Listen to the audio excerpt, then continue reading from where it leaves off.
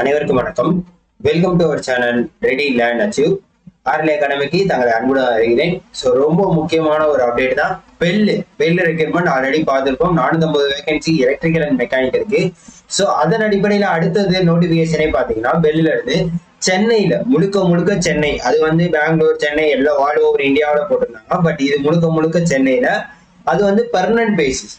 But இது வந்து fixed temporary basis. அது என்ன ஃபிக்ஸ்டு டெம்பரவரி பேசிஸ் அப்படின்ற டீடைல்ஸை நான் உங்களுக்கு ஃபுல்லாகவே டீட்டெயிலாக சொல்ல போகிறோம். டெபுட்டி அண்ட் ப்ராஜெக்ட் இன்ஜினியர்ஸ் தனித்தனி நோட்டிஃபிகேஷனா இருக்கு. ஸோ அதை நம்ம சேர்த்து தான் பார்க்க போறோம். ஏஜ் என்ன, ஃபீஸ் என்ன, சேலரி என்ன, குவாலிஃபிகேஷன் என்ன, இந்த மாதிரி கம்ப்ளீட் டீடைல்ஸை பார்க்க போறோம். இந்த மாதிரி வீடியோக்கும் அப்டேட்டுக்கும் நீங்க நம்ம சேனலை மறக்காம சப்போர்ட் பண்ணுங்க. மேக்சிமம் டிபார்ட்மெண்ட், அதாவது டெக்னிக்கல், எலக்ட்ரிக்கலா இருக்கட்டும், சிவிலா இருக்கட்டும், மேக்சிமம் இந்த இன்ஜினியரிங் டிப்ளமோ சம்பந்தமான வீடியோஸ் அப்டேட் வேணும்னா நம்ம சேனலை மறக்காம சப்ஸ்கிரைப் பண்ணி உங்க ஃப்ரெண்ட்ஸ் எல்லாருக்கும் ஷேர் பண்ணுங்க. So bell Bharat electronics limited. So அடுத்து உங்களுக்கு அப்ளை வீடியோ வரும். நீங்க ஆல்ரெடி கேட்டுக்கிட்டே இருந்த மாதிரி. ஸோ அந்த அப்ளை வீடியோ வந்து இந்த இன்ஜினியரிங்கும் எல்லாத்துக்குமே காமனா தான் இருக்கும். சரியா? அந்த போஸ்டிங் மட்டும் தான் மாறும். ஸோ ஒரே மாதிரி தான் இருக்கும். இதே பார்த்து ஒரே மாதிரி அப்ளிகேஷன் கிளிக் பண்ணீங்க அப்படின்னா இந்த பேஜ் வரும். கெரியர் அப்படின்றது தெரியும். ஸோ அதுல போயிட்டீங்க அப்படின்னா உங்களுக்கு இங்க பாருங்க, deputy engineer fixed term basis Chennai unit. அதே மாதிரி ப்ராஜெக்ட் இன்ஜினியர். ஃபர்ஸ்ட் வந்து நம்ம என்ன பண்ண போறோம் அப்படின்னு பாத்தீங்கன்னா, இந்த ப்ராஜெக்ட் இன்ஜினியருக்கு நம்ம ஃபர்ஸ்ட் பார்த்துருவோம். ஸோ யாரெல்லாம் எலிஜிபிள் அப்படின்றது. பாரத் எலக்ட்ரானிக்ஸ் நந்தம்பாக்கம் சென்னையில இருக்கு. நவரத்னா கம்பெனி உங்களுக்கே தெரியும். டெம்பரவரி பேசிஸ் அதுவும் நான் சொல்லிட்டேன். ஆனா ஒரு குறிப்பிட்ட வருஷம் வரைக்கும். சரிங்களா? ஸோ எத்தனை போஸ்டிங் அப்படின்னு பாத்தீங்கன்னா கிட்டத்தட்ட பாத்தீங்கன்னா 3, 6, 1, 7, 7, 8, 15, 19, 20, 22 போஸ்டிங் கிட்ட கொடுத்துருக்காங்க. ஸோ அதுலயே கேட்டகரி வைஸா பிரிச்சு கொடுத்துட்டாங்க. சிலதுக்கு எக்ஸ்பீரியன்ஸ் இருக்கு, 2 இயர்ஸ் எக்ஸ்பீரியன்ஸ். சிலதுக்கு ட்ரைனிங் வந்து எக்ஸ்பீரியன்ஸ் கிடையாது. ட்ரைனிங் இன்ஜினியருக்கு வந்து எக்ஸ்பீரியன்ஸ் கிடையாது. யாரெல்லாம் எலிஜிபிள் பாருங்க. ப்ராஜெக்ட் இன்ஜினியரிங் எலக்ட்ரானிக்ஸுக்கு 3 போஸ்ட், மெக்கானிக்கலுக்கு 6 போஸ்ட், சிவிலுக்கு 1 போஸ்ட். ஸோ 2 வருஷம் எக்ஸ்பீரியன்ஸ் இருக்கணும்.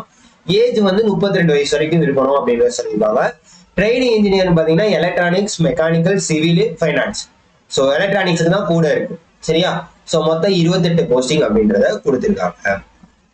ஸோ ஏஜ் லிமிட் பாருங்க. இங்க பாருங்க, ஓபிசிக்கு எல்லாருக்குமே ஒரே கேட்டகரி தான். இந்த பாரத்னா, நவரத்னா எல்லாமே பாத்தீங்கன்னா ஒரே கேட்டகரி தான். ஓபிசினா 3 வருஷம், எஸ்சி எஸ்டினா 5 வருஷம். சரிங்களா? பிடபிள்யூபிடினா கண்டிப்பா வந்து 40% இருக்கணும் அப்படின்றத சொல்லியிருக்காங்க. அதாவது அந்த டிசேபிலிட்டி கேட்டகரியே சொல்லியிருக்காங்க. சரியா? ஓகே. அதுக்கு வந்து எஸ்எஸ்எல்சி, எஸ்எஸ்சி, ஐஎஸ்சி மார்க்ஸ் கார்டை வந்து கன்சிடர் பண்ணிக்கோங்க. ஏஜை வந்து கன்சிடர் பண்றதுக்கு உங்களுக்கு 10th மார்க் ஷீட்டை இதை கன்சிடர் பண்ணுவாங்க. ஸோ சேலரி எவ்வளோ அப்படின்னு பார்த்தீங்கன்னா, ப்ராஜெக்ட் இன்ஜினியர் பார்த்தீங்கன்னா இனிஷியல் பீரியட் 3 வருஷம் வரைக்கும் என்ன பண்ணுவாங்க. அதுக்கப்புறம் 1 வருஷம் வரைக்கும் எக்ஸ்டெண்ட் பண்ணிக்குவாங்க. அப்போ மொத்தம் 4 வருஷம் வந்து ப்ராஜெக்ட் இன்ஜினியர். ப்ராஜெக்டை பொறுத்து இருக்கும். ஸோ ஃபர்ஸ்ட் இயர்ல உங்களுக்கு எவ்வளவு வரும் அப்படின்னு பாத்தீங்கன்னா 40,000 வரும். செகண்ட் இயர்ல பாத்தீங்கன்னா 45,000 வரும். தேர்ட் இயர்ல 50,000 வரும். ஓகேவா? ஸோ ஃபோர்த் இயர்ல பாத்தீங்கன்னா 55,000. ஸோ இதுதான், அதாவது மந்த்லி வந்து சேலரி வந்து 40,000, 45,000 அப்படின்றது வரும். Project engineer 1. அதே ட்ரைனிங் இன்ஜினியர் பாத்தீங்கன்னா 2, அதாவது 3 வருஷம் தான் மொத்தத்துக்கே. சரியா? ட்ரைனிங் வந்து 3 வருஷம் தான். உங்களுக்கு ட்ரைனிங் பீரியட்லேயே பாத்தீங்கன்னா 30,000 கொடுப்பாங்க. சரிங்களா? ஃபர்ஸ்ட் இயருக்கு வந்து 30,000, அடுத்து செகண்ட் இயர்ல 35,000, தேர்ட் இயர்ல நீங்க 40,000 சம்பாதிப்பீங்க. சரியா? ஸோ இதெல்லாம் முடிஞ்சிருச்சு அப்படின்னு பாத்தீங்கன்னா ட்ரைனிங் இன்ஜினியர் வந்து selected for the post of project engineer. So training engineer வந்து என்ன ஆயிடுவாங்க, ப்ராஜெக்ட் இன்ஜினியரா செலக்ட் ஆயிடுவாங்க. சரிங்களா? ஸோ அவங்களுக்கு அதுக்கு தகுந்தாப்புல சேலரி வந்து அது மாதிரி கூடும் அப்படின்றத சொல்லிடலாம். அதாவது ட்ரைனிங் பீரியட்ல இருக்கிறப்பே அவங்க வந்து ப்ராஜெக்ட் இன்ஜினியரா அப்பாயின்மெண்ட் ஆயிட்டாங்கன்னா ப்ராஜெக்ட் இன்ஜினியரோட சேலரி வரும் அப்படின்றத அவங்க சொல்லியிருக்காங்க. சரியா? அடுத்து போனஸ் ஃபார் ப்ராஜெக்ட் இன்ஜினியர்.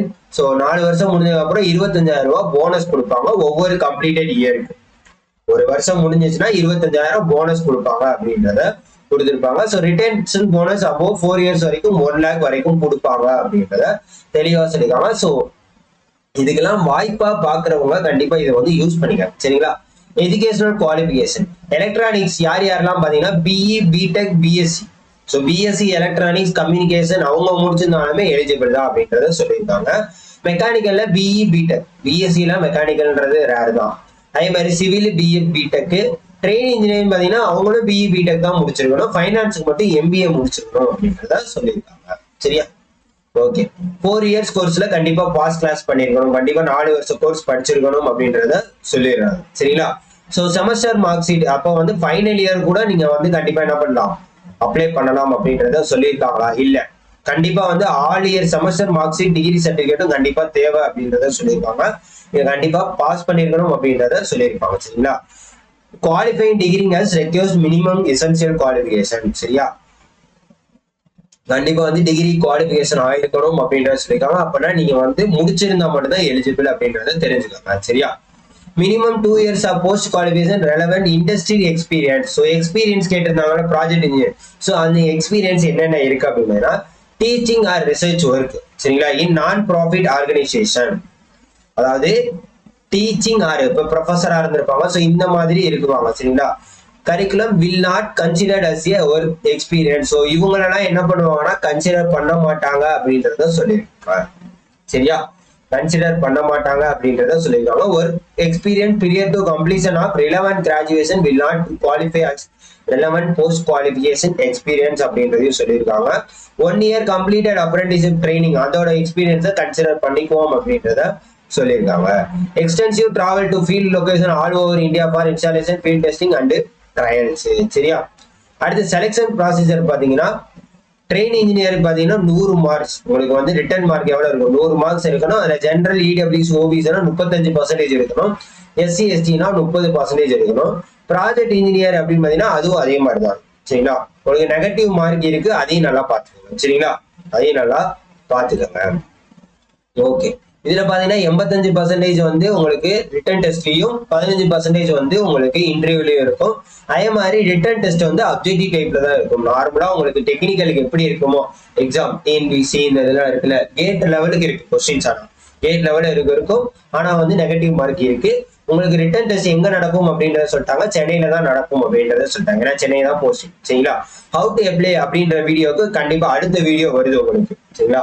இதுக்கு அடுத்து ஒரு video how to apply video போட்டிருக்கோம். ஸோ அதை தயவு செய்து போய் பாருங்க. சரிங்களா? அதை தயவு செய்து போய் பாருங்க. மறக்காம நம்ம சேனலை சப்ஸ்கிரைப் பண்ணிக்கோங்க. சரிங்களா? அப்ளிகேஷன் ஃபீ பாத்தீங்கன்னா உங்களுக்கு இதுக்கு பாத்தீங்கன்னா ப்ராஜெக்ட் இன்ஜினியருக்கு 400 ரூபா பிளஸ் ஜிஎஸ்டி மொத்தம் 472 ரூபா வரும். ட்ரெயினிங் இன்ஜினியர் பாத்தீங்கன்னா கம்மியா தான் இருக்கு, 177 ரூபா தான் இருக்கு. தாராளமா இதுக்கெல்லாம் அப்ளை பண்ணலாம். சரிங்களா? தாராளமா நீங்க என்ன பண்ணலாம், இதுக்கு நீங்க அப்ளை பண்ணலாம். சரியா? எஸ்பிஐயோட உங்களுக்கு லிங்க் பண்ணியிருப்பாங்க. எஸ்பிஐ பேங்க் அக்கௌண்ட் தான் நீங்க லிங்க் பண்ணலாம். ஓவராலா பாத்தீங்கன்னா இவ்வளவுதாங்க. சரிங்களா? டாக்குமெண்ட்ஸ் என்னென்ன அப்படின்னு சொல்லுவாங்க. கண்டிப்பா நீங்க 4 வருஷம் இன்ஜினியரிங் கோர்ஸ் முடிச்சிருந்தா மட்டும்தான் அப்ளிகபிள். இங்க மென்ஷன் பண்ணிட்டாங்க பாருங்க, டிகிரி சர்டிபிகேட் கண்டிப்பா வேணும். ஸோ அது இல்லாம நீங்க என்ன பண்ண முடியும், கண்டிப்பா அப்ளை பண்ண முடியாது.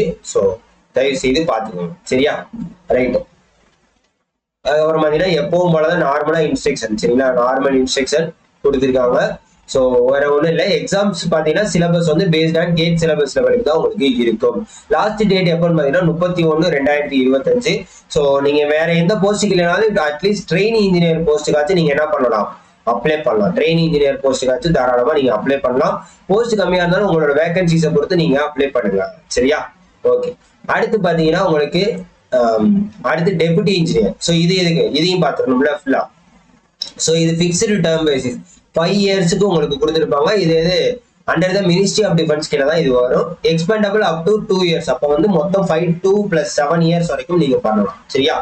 அடுத்து டீடைல் போஸ்ட் பாத்தீங்கன்னா டெபுட்டி இன்ஜினியர் அப்படின்றத கொடுத்துருக்காங்க. கிரேட் 2 இன்ஜினியரிங் கிரேட் 2ல வரும். பிடெக் 4 வருஷம். இசிக்கு வந்து 11 போஸ்ட், மெக்கானிக்கலுக்கு 8 போஸ்ட்.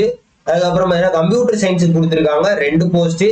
சிவில் பாத்தீங்கன்னா 1 போஸ்ட். ட்ரிபிள் பாத்தீங்கன்னா 1 போஸ்ட். ஸோ அப்பர் ஏஜ் பாத்தீங்கன்னா இதுக்கு 28. ஸோ தயவு செய்து வாய்ப்பு இருக்கிறவங்க இதை அப்ளை பண்ணுங்க. சரிங்களா? ஸோ அன்ரிசர்வ்டுக்கு 28 வயசு வரைக்கும் நீங்க எழுதிக்கலாம். சரியா? 28 வயசு கொடுத்துருக்காங்க ஏஜ் ரிலாக்ஸேஷன். அதுக்கப்புறம் பாத்தீங்கன்னா உங்களுக்கு ஓபிசி ஸோ இதெல்லாம் கொடுத்துருக்காங்க. சரியா? ஸோ 28 இருந்தாலே நீங்க வந்து எலிஜிபிள் தான். சரியா? அதை நல்லா பாத்துக்கோங்க.